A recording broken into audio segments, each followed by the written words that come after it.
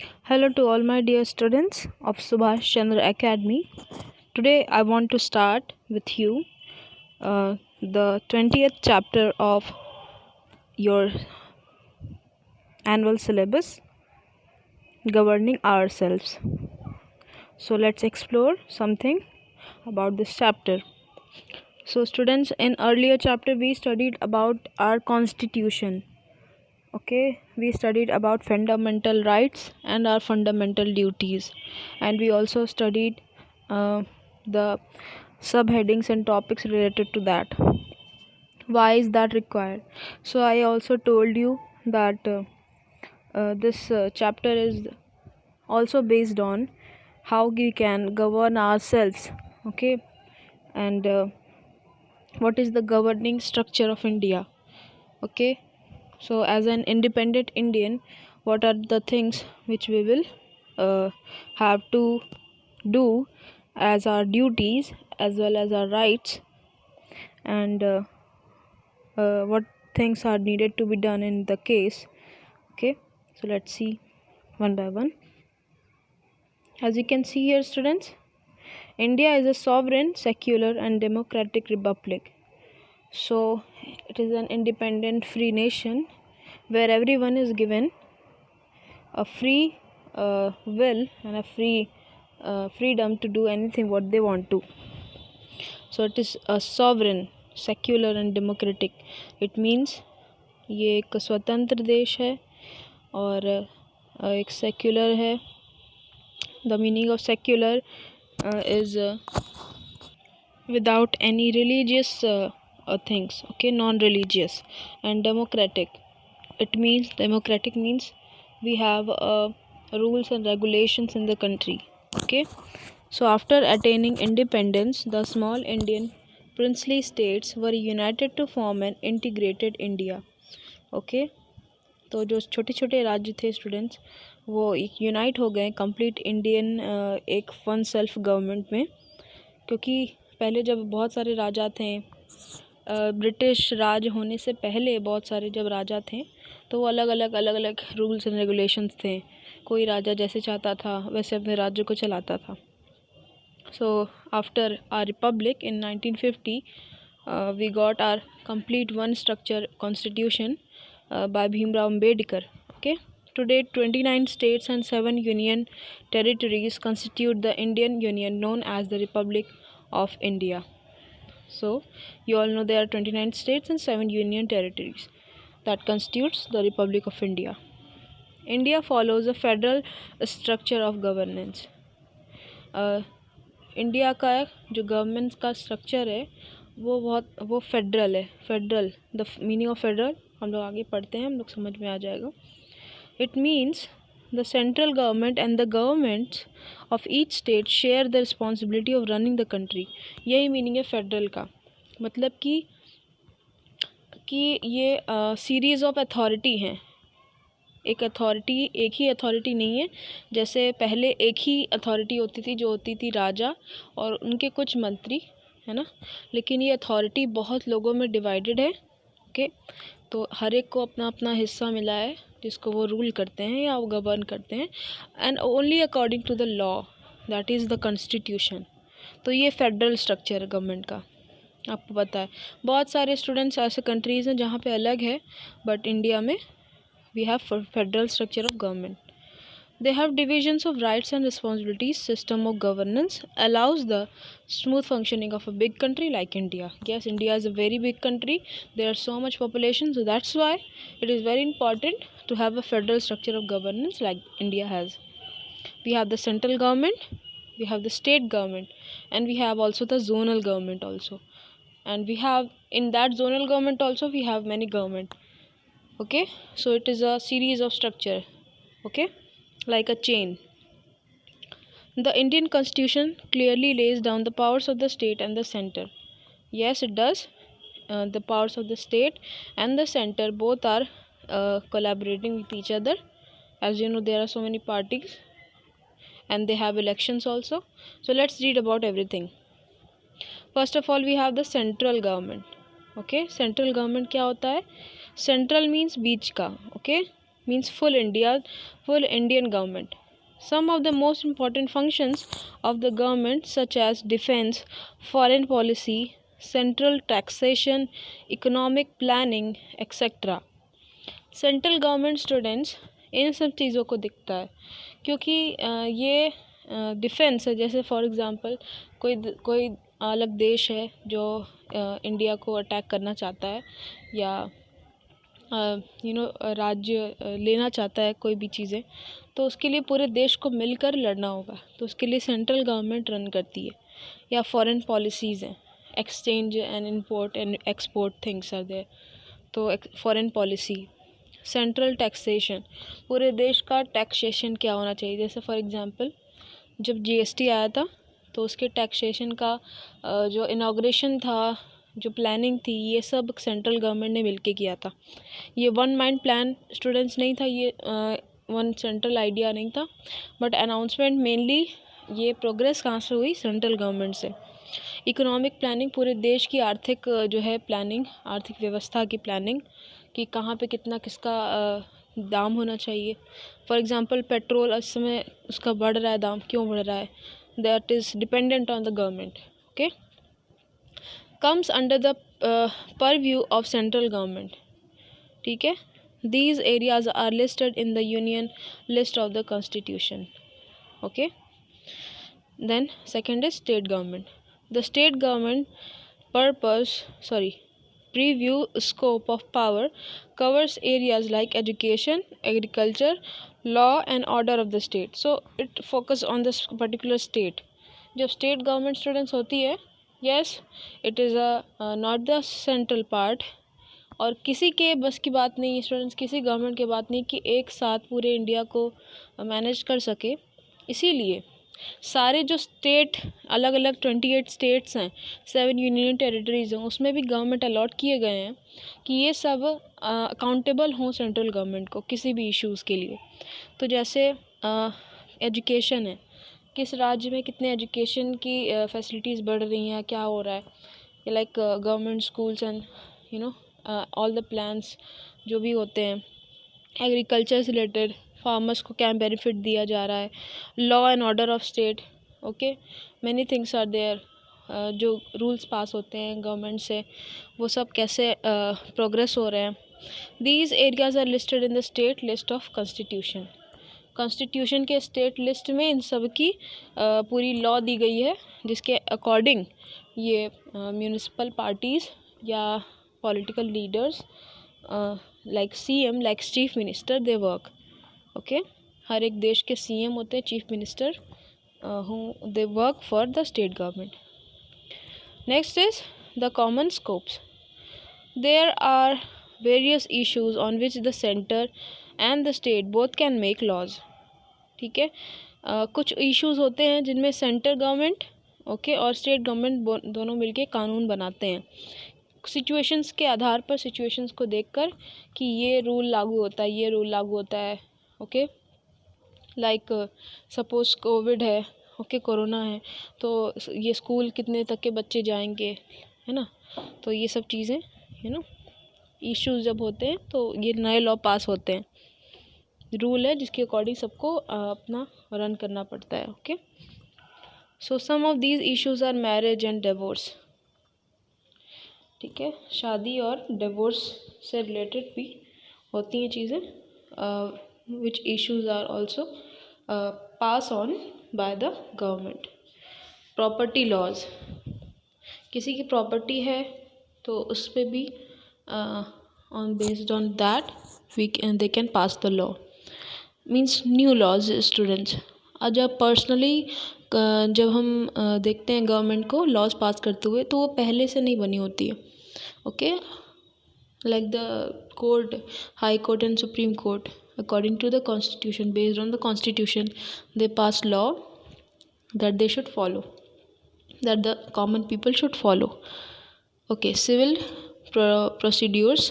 Okay, civil procedures में publicly क्या हो रहा है, क्या नहीं, ईविल क्राइम तो नहीं हो रहा है, ये सब चीज़ें हैं। Okay, these areas are listed in the concurrent list of the constitution.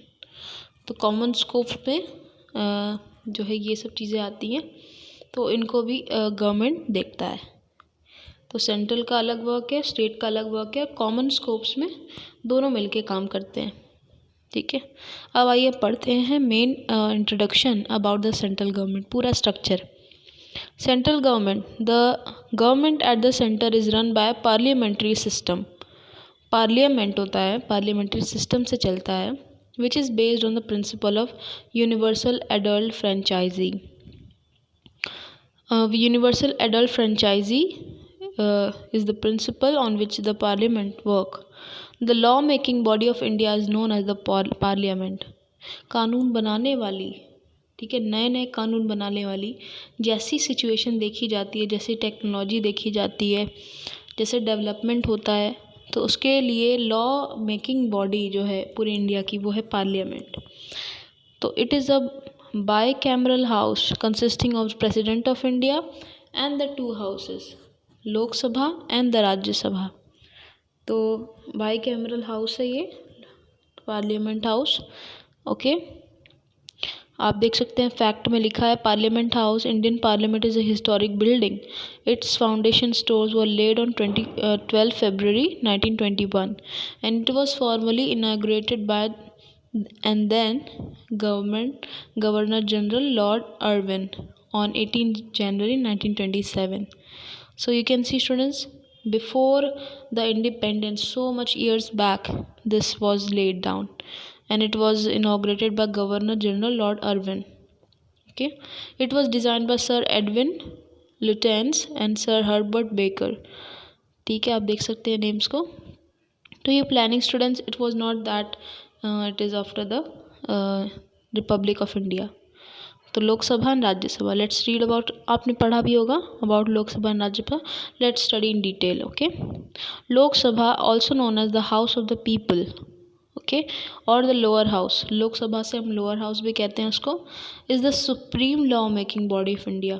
भले ही इसको लोअर हाउस कहा जाता है, लेकिन यही सुप्रीम लॉ मेकिंग बॉडी है students. Okay, please remember this. The members of the Lok Sabha are the direct representatives of the people elected through universal adult franchisee, ठीक है, UAF द्वारा नॉमिनेटेड जो डायरेक्ट रिप्रेजेंटेटिव होते हैं, ठीक है, और यही स्टूडेंट्स इलेक्ट होते हैं UAF के द्वारा, ठीक है, for a tenure of 5 years, 5 साल के ड्यूरेशन के लिए, ठीक है। तो ये डायरेक्ट रिप्रेजेंट करते हैं लोकसभा में। लोकसभा में अब करते हैं क्या हैं ये लोग, ठीक है, इलेक्ट तो हो जाते हैं, लोकसभा में आ तो जाते हैं, फिर ये जो है कैसे ये होते हैं, इलेक्ट होते हैं। The proceedings of the Lok Sabha supervised by the speaker. तो लोकसभा में एक स्पीकर होता है, okay, who is elected by the members from among themselves. तो ये जो मेंबर्स होते हैं स्टूडेंट्स, UAF के जो मेंबर्स होते हैं, जो डायरेक्ट रिप्रेजेंटेटिव बनते हैं लोकसभा में, यही इलेक्ट करते हैं एक स्पीकर को, तो वो स्पीकर बन जाता है। फिर क्या है, universal UAF lays down the right to vote to all the citizens of India. Okay, UAF जो है ये राइट देता है कि भारत के हर एक नागरिक को जो 18 ईयर्स से ऊपर हो, irrespective of the caste, creed, colour, कोई भी जाति का हो, कोई भी धर्म का हो, और कोई भी उसकी आर्थिक समस्या हो या कुछ भी हो, इकोनॉमिक स्टेटस हो, कोई भी चीज़ें हों, to vote and elect their representative, उनके रिप्रेजेंटेटिव को वो इलेक्ट करते हैं। ओके, सो आपने देखा ये लोकसभा के मेंबर्स इलेक्ट कर रहे हैं रिप्रेजेंटेटिव को। Okay, so any citizen of India above the age of 25 can contest elections for the Lok Sabha. तो लोकसभा के इलेक्शन के लिए कोई भी इंडिया का नागरिक जो कि 25 ईयर्स से ऊपर के एज का है, ये लोकसभा के मेंबरशिप में आ सकता है। तो वोटिंग के लिए 18 ईयर्स से ऊपर के लोग वोट कर रहे हैं, और मेंबरशिप के लिए स्टूडेंट्स, मेंबरशिप की एलिजिबिलिटी ये है कि इलेक्शन होता है और लोकसभा के मेंबरशिप के लिए 25 ईयर्स से एज वाले ही इसमें पार्ट ले सकते हैं। ओके, मेंबरशिप ले सकते हैं। तो ये आपको आई थिंक क्लियर हो गया होगा।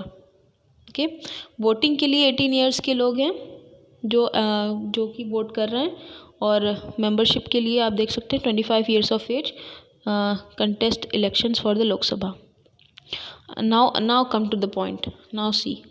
So Lok Sabha elections in India are held after every 5 years. हर 5 साल के बाद लोकसभा इलेक्शंस होते हैं. But the Prime Minister has the right to call elections earlier too. Prime minister के पास ये अधिकार होता है कि वो इलेक्शंस को और पहले भी कॉल आउट कर सकता है अगर ज़रूरत पड़ती है तो, क्योंकि there are so many things that the prime minister has to do. Okay, prime minister is the main active body of the country. So let's see. These elections are held in 550 single member constituencies of roughly equal population. तो ये जो election होते हैं ये 550 single member constituencies के द्वारा होते हैं और इक्वल पॉपुलेशंस जब होते हैं स्टूडेंट्स तभी ये होता है. जैसे कि जब इलेक्शन हो रहे हैं तो जहाँ से भी जिस राज्य से भी इलेक्शन हो रहे हैं ओके, तो जहाँ कहीं कहीं पॉपुलेशन ज़्यादा है तो वो लोग कहीं कहीं ज़्यादा इलेक्शन कहीं कहीं ज़्यादा वोट दे सकते हैं. तो ये देखा जाता है कि 550 सिंगल मेंबर पहले आए और वो लोग पहले वोट दें, तब देखा जाए कि उनमें से कौन जो है किसके लिए वोटिंग ज़्यादा है. तो ये उससे ज़्यादा नहीं होता है. इलेक्शंस 550 सिंगल मेंबरशिप कॉन्स्टिट्यूएंसीज के पर आके रुक जाती हैं. ओके, कि कोई ज़्यादा इलेक्शंस ना करें. ओके, तो 550 मेंबर्स के लिए होता है पहले सबसे. So there are total how many members, let's see. The contestants have to get the highest number of votes to get elected to the Lok Sabha. ये सबसे हाईएस्ट वोट्स उनको पाना होता है कि वो लोकसभा के लिए इलेक्ट हो सकें. फिर क्या है, the Lok Sabha can have maximum 552 members. तो यही है स्टूडेंट, जैसे कि हमने बताया कि 550 तक आके रुक जाता है और 2 मेंबर्स जो है छोड़े जाते हैं कि एक्स्ट्रा के लिए प्राइम मिनिस्टर या प्रेसिडेंट जो है वो उनमें रख ले. ओके, तो Lok Sabha can have maximum 552 members. So a maximum of 530 members represent the states while 20 represent the union territories. तो 530 मेंबर जो हैं वो स्टेट्स को रिप्रेजेंट करते हैं मैक्सिममली आकर और 20 यूनियन टेरिटरीज को. अब क्या है, the president of India has the right to appoint 2 members of the Anglo Indian community if the same is found to be getting inadequate representation in the house. Anglo Indian means students कि India के पूरी नागरिकता उसकी नहीं है. Okay, तो वो Anglo Indian है. सपोज अब some person is outside and coming to India and living, so he is Anglo-Indian. So Prime Minister has the right to appoint 2 members of the Anglo-Indian community if the same is found to be getting inadequate representative in the house. अगर representative inadequate के लिए वो find out हो रहा है कि वो ठीक है, he can do this, he is able, he has the right, he has ability. So that in that case, President of India can elect 2 members from the Anglo-Indian community if the same is found to be getting inadequate representation in the house. Okay. Next, which we have Rajya Sabha. Rajya Sabha is also known as the Council of the States or the Upper House. ठीक है, upper house कहते हैं या council of the states कहते हैं, राज्य. तो आप लोग से याद रखिएगा, ये मेन है. ठीक है, राज्यसभा से राज्यसभा का क्या वर्क है हम देखते हैं. तो ये अपर हाउस कहते हैं इसको. The members of the Rajya Sabha are not directly elected. इनको डायरेक्टली इलेक्शन के द्वारा नहीं चुना जाता है, डायरेक्टली इलेक्ट नहीं होते हैं. They are elected by the members of the state legislative assembly. तो आपने देखा कि लोकसभा की वोटिंग होती है. You can whatever you have seen, universal adult franchise से. Okay, you remember these lines. Okay, wherever you go students, it will be asked from you. So universal adult franchise. Okay, this is the the direct representative, okay, which elects the Lok Sabha members, okay. And in Rajya Sabha we have state legislative assembly, okay, elected by the state legislative assembly. So अब इसमें क्या है, it cannot have more than 250 members. इसमें 250 members से ज़्यादा नहीं हो सकते, okay. We have only 250 members, out of which 12 members are nominated by the President of India. 12 members President of India इसमें nominate करता है. The members are elected for a term of 6 years. ये 6 years के लिए members इसमें elect होते हैं. So the Rajya Sabha is a permanent body and is never dissolved. ये permanent होता है, temporary नहीं कि 5 साल के बाद खत्म होगा. So it is a permanent body and is never dissolved. Okay. 1/3 members of the Rajya Sabha are replaced every second year by new members. 1/3 जो लोग हैं वो 1/3 of the total members of 250 members ये हमेशा रिप्लेस होते रहते हैं every second year. Okay. So the chairman of the Rajya Sabha is the Vice President of India. Okay. तो राज्य सभा का जो चेयरमैन होता है वो इंडिया के वाइस प्रेसिडेंट होते हैं. Okay. Next is the president. Yes, the President of India is the head of the state. राज्य का हेड होता है. He or she is the commander in chief of the armed forces. जो army होती है students उनके force के लिए कमांडर इन चीफ कहते हैं हम. The President of India is elected through an electoral college comprising the members of Lok Sabha, Rajya Sabha and the state legislative assemblies. तो एक तरह से प्रेसिडेंट जो है स्टूडेंट्स एक्टिव मेंबर नहीं होता है, ओके. तो ये इलेक्टेड होता है लोकसभा के मेंबर्स से, राज्यसभा और स्टेट लेजिस्लेटिव असेंबलीज के द्वारा होता है, इलेक्ट होते हैं. तो ये it is a electoral college actually where good representative, good political leaders they elect according to the experience, okay, of the person. So the tenure of the president is of 5 years. Yes, जो president का tenure है 5 साल तक का होता है. He and she can however be re-elected for another term in office. फिर से दोबारा अगर re-elect हो गए, अगर वो कैपेबल है बहुत अच्छे काम करने के लिए, तो वो re-elect हो सकते हैं. The President of India is a ceremonial post. Okay, it means they have a big respectable post in India. Okay, the President symbolizes the national unity and integrity. National unity को comprise करता है और integrity पे. Okay, it's a very honorable part to be the president of a big country like India. So the president mostly acts on the advice of the prime minister. President prime minister के advice पे act करता है. Okay. So forming the government. Next is Indian democracy runs through a multi-party system. India की जो democracy है multi party system के द्वारा run करती है. It means there are many political parties and the state and at a national level which contest in the elections. Contest होता है, competitions होते हैं, ठीक है, तभी एक किसी को एक जगह मिलती है गवर्निंग करने की. आप जानते हैं स्टूडेंट्स, आप लोगों ने नेशनल टीवीज़ पे देखा होगा कि different parties like BJP, Congress, के Samajwadi party, Aam Aadmi party, main parties are there, Baspa. Okay, these are like multi party systems. they have their own systems, they have their own things, okay, and based on that they want to be elected for governing in the country. So there are many political parties at the state and at the national level which contest in the elections. तो यही इसका मतलब है.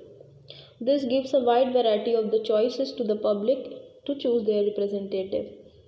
तो representative को choose करने के लिए भी बहुत ही वाइड चॉइसेस हैं सबके पास, तो ये बहुत सारी वेराइटीज़ हैं इनमें भी। जैसे कि चीफ मिनिस्टर के लिए कौन आएगा, बहुत बड़ी इलेक्शंस होती हैं, सब लोग वोट देते हैं, ओके, और क्या क्या चीज़ें होती हैं उसमें। So after the elections whichever party gets the highest number of seats is invited to form the government by providing its majority on the floor। तो जिसको सबसे ज़्यादा वोट्स मिलते हैं, सीट्स मिलते हैं लोकसभा में, okay, as an elective person, ये मेजॉरिटी होती है इनकी, जब उनकी हो जाती है मेजॉरिटी मतलब सबसे ज़्यादा हो जाता है, तो इनको फिर इनवाइट किया जाता है कि ये आएँ और अपने गवर्नमेंट को सेटअप करें, okay. Majority on the floor of the house. So if a single party is not able to get adequate number of seats to form the government, then it can form alliance with other political parties of some common principles to form a government। तो अगर कोई single party अगर उनको adequate number of seats नहीं मिल रहे हैं, तो वो दूसरे गवर्नमेंट पार्टी के साथ में मिल के गवर्नमेंट को फॉर्म कर सकते हैं। This type of government is called coalition government. तो इस टाइप की गवर्नमेंट को कोएलिशन गवर्नमेंट कहते हैं, ठीक है, जहाँ दो पार्टीज मिलके एक गवर्नमेंट को चला रही हैं। The elected leader of the majority party is appointed as prime minister. जो इलेक्टेड लीडर होता है मेजॉरिटी पार्टी का, वो प्राइम मिनिस्टर होता है। By the president of India, elected by the president of India. The prime minister forms a council of ministers known as the cabinet, okay, council of members होते हैं, मंत्रीगण जिनको कहते हैं हिंदी में हम। The members of Lok Sabha and Rajya Sabha deemed fit by the prime minister appointed as ministers. जो prime minister के अकॉर्डिंग ठीक होते हैं वो मिनिस्टर्स के लिए, जैसे कि फॉर एग्जांपल लोकसभा में Smriti Smriti Irani, she is the educational minister right now. तो लोकसभा की मेंबर थी पहले, okay, you all very well know her. तो she was appointed by the prime minister as the educational minister. तो these are the council of ministers, different ministers are there। So prime minister elects appointed by the prime minister to be the ministers। The effective power of the government is vested in the prime minister of India। जो सबसे effective power होता है government का, वो prime minister के हाथों में होता है, ठीक है। So right now our prime minister is PM Narendra Modi। He is working so much for us and he has the active head, all of you know his name and he's so popular now, he's working, okay। So state government, the states in India are governed by the elected legislative assemblies। legislative assemblies student, जो इनको कहते हैं विधानसभा, हिंदी में कहते हैं विधानसभा। तो legislative assemblies can make laws for their states। हर एक राज्य के लिए कानून बनाती है, ठीक है, legislative assembly. The election for state assemblies is carried out in the same fashion as Lok Sabha election. तो स्टेट लेजिस्लेशन के जो इलेक्शंस होते हैं वो लोकसभा इलेक्शंस के जैसे ही होते हैं। The constituencies of legislative assemblies are however very small compare to the Lok Sabha constituencies. Lok Sabha के कंपैरिजन में कम होते हैं, ओके। तो the formal political structure of the states is almost parallel to the central government. तो जो पॉलिटिकल स्ट्रक्चर होता है इस गवर्नमेंट का, स्टेट गवर्नमेंट का, ये पैरेलल होता है सेंट्रल गवर्नमेंट, क्योंकि रूल्स एंड रेगुलेशन जो हैं हाउएवर सेम होते हैं, okay. The government is the head of the state. Governor जो होता है वो किसी स्टेट का हेड होता है। The appointment of the government is made by the president of India for a tenure of 5 years। जो गवर्नर का अपॉइंटमेंट है ये भी प्रेसिडेंट ऑफ इंडिया करता है 5 years तक के लिए। The leader of the majority party is invited by the governor to form the government in the state. तो जो लीडर होता है like governor the CM, he is invited to form the government in the state। If he wins the election, okay, performed by the legislative assembly, then he wins and he goes to form the government. The leader of the majority party or a coalition of parties in the state becomes the chief minister of the state. जैसा कि मैंने आपको बताया कि chief minister होते हैं, तो ये चीफ मिनिस्टर के साथ में और भी मिनिस्टर्स होते हैं जो कि इन्हीं की पार्टी के कोalition में होते हैं. They form a complete group, okay, which complete a full body which has formed as a government to do stand as a government, and they have the authority to take part in every ruling area of the state. Okay. Next is the judiciary. Judiciary, it means justice. Okay. Students, मैंने आपको chapter number 19 पढ़ाया. Government की need India में इसीलिए है. अगर government नहीं होती तो हमारे इंडिया में सब लोग अपनी मनमानी करते हैं, जिसको जो मन आता वो करता. उससे क्या होती, we did not have complete good discipline, and due to not having discipline and fear we can do wrong things. Okay. So the Indian Constitution provides for an independent and powerful judiciary. Okay.